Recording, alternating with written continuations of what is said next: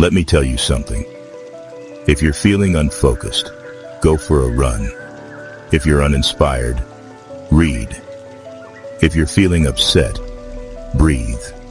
If you're burnt out, seek nature. If you're feeling tired, go for a walk. If you're lonely, phone a friend. Make choices that reflect your hopes, not your fears. There's no wrong time to take action. Your legacy is being written by you. Your quality of life is built by the quality of your decisions. Make the right decisions.